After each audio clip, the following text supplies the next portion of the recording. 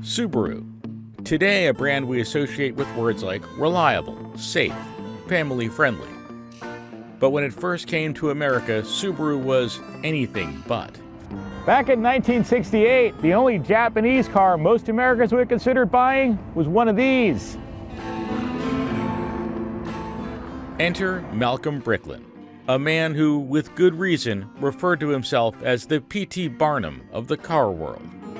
On a trip to Japan, in his search for an affordable and importable automobile, he came across this, the Subaru 360.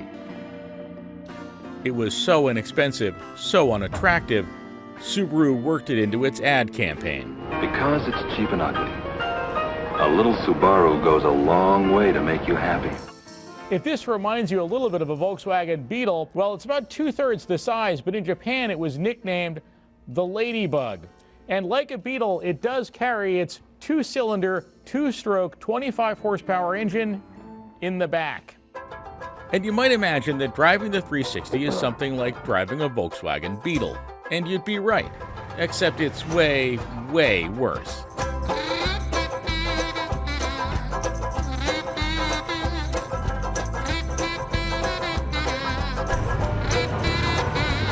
Consumer Reports 1969 review, about as close as I've ever seen Consumer Reports come to cursing.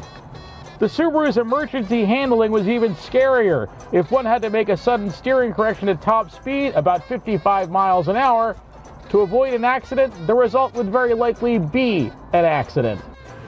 In the safety of a large parking lot, the 360 is kind of fun to drive, in a bumper car kind of way. On the highway, the slightest breeze can make this car feel like it could topple over. It's pretty obvious why Consumer Reports declared the Subaru 360 not acceptable. I'm going about 20. 25. 30.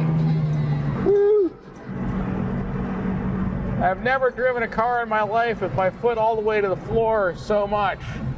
Today, Malcolm Bricklin still insists the Subaru 360 was a good and safe car considering its price. Maybe so, but it was a sales disaster.